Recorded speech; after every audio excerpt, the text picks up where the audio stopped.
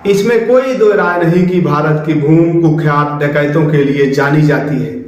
वीरप्पा, निर्भय सिंह गुर्जर, फूलन देवी, सुल्ताना डाकू कुछ ऐसे नाम रहे हैं जिनकी कहानी आज भी लोगों को सुनने के बाद उनके रोंगटे खड़े हो जाते हैं। इस सूची में एक और कुख्यात नाम शामिल है जिसके बारे में कहा जाता है कि वह जंगल के अंदर से ही सरकार बना दिया करता था, वह सरकार गिरा दिया करता था। वह डकैत था ददुआ, जिसका खौफ उत्तर प्रदेश से लेकर मध्य प्रदेश तक था। आज कहानी में उन्हीं की बात करूंगा, उसी ददुआ की बात करूंगा। नमस्ते, आदाब, सत श्री अकाल, अभिवादन स्वीकार करिए। सौरभ सोशलिस्ट का स्वागत है आप सभी का अपराध की दुनिया में।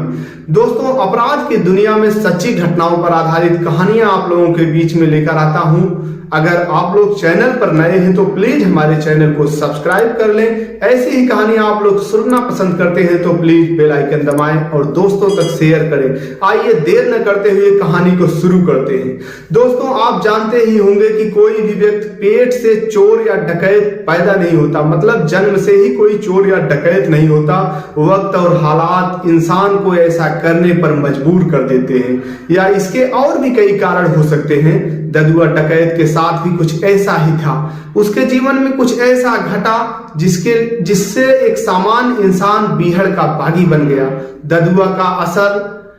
ददुआ का असली नाम शिव कुमार पटेल था। वह उत्तर प्रदेश के चित्रकूट के देवकली गांव का रहने वाला।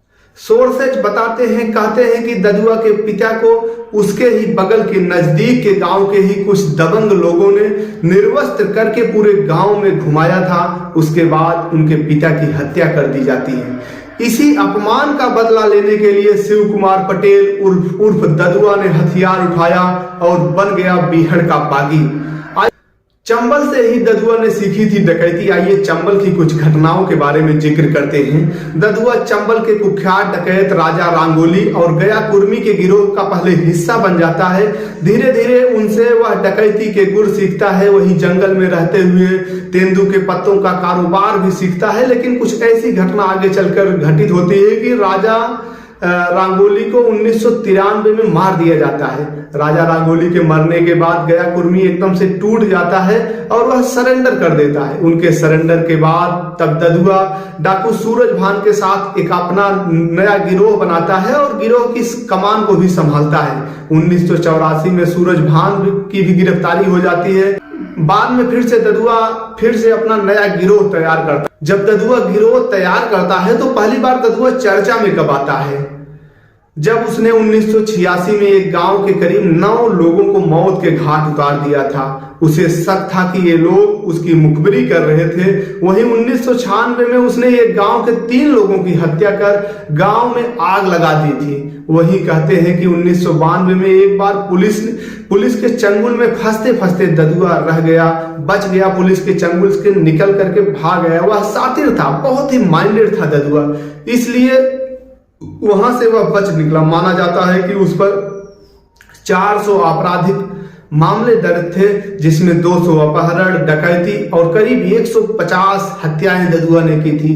ददुआ डकैत को राजनीतिक महत्व समझाने वाला डाकू गया कुर्मी था। गरीब व शोषित समाज के बीच उसकी छवि एक रॉबिन हुड की तरह थी। वहीं ऐसा माना जाता है कि करीब 500 गांवों में ददुआ के प्रधान थे। अगल बगल के 500 गांवों में ददुआ प्रधान बनाया करता था। जिसको कह देता था वही प्रधान हुआ करता था और उसका प्रभाव विधानसभा से लेकर लोकसभा सीट तक भी था।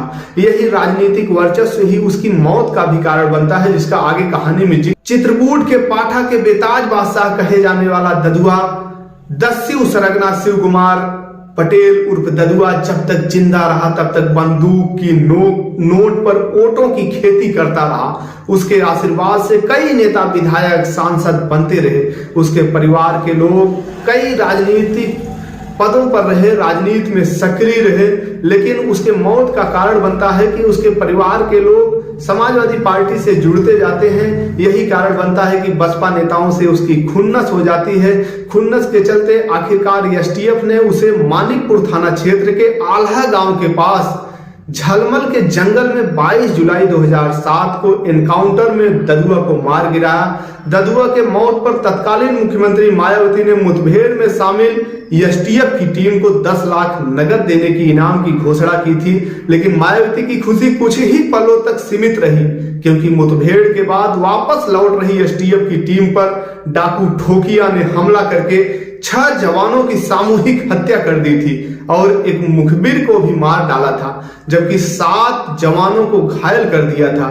इस घटना ने सरकार को हिला करके एकदम से, यह घटना बांदा के फतेहगंज थाना क्षेत्र के बघोली गांव में हुई थी। हालांकि घटना के 1 साल बाद 4 अगस्त 2008 को यूपी एसटीएफ की टीम ने ठोकिया को उसी के गांव में मुठभेड़ के दौरान मार गिराया था।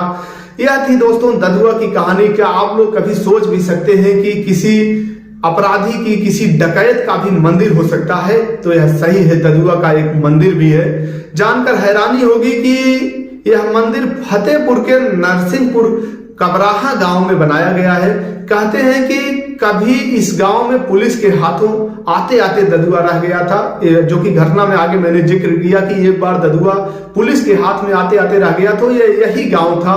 उसने मन्नत मानी थी कि अगर वह यहाँ से बच निकला तो यहाँ एक मंदिर का निर्माण करवाएगा। इसी मंदिर में आप ददुआ की मूर्ति भी देख सकते हैं। कहते हैं कि पुलिस रिकॉर्ड में मौजूद तस्वीर और ददुआ मंदिर में मौजूद मूर्ति के अलावा किसी के पास ददुआ का कोई चेहरा नहीं है, कोई तस्वीर नहीं वायरल है।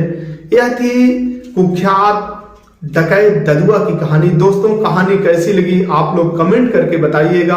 अगर कहानी अच्छी लगी हो तो शेयर करिएगा दोस्तों तक। इस कहानी को सुनाने का उद्देश्य किसी की भावना को आहत करना नहीं, किसी को परेशान करना नहीं, बस आप लोगों तक सच्ची घटनाएं, सच्ची जानकारियां पहुंचाना था। बने रहिए, आप लोग सच्ची घटना के साथ सुनाते रहेंगे ऐसी ही कहानियां।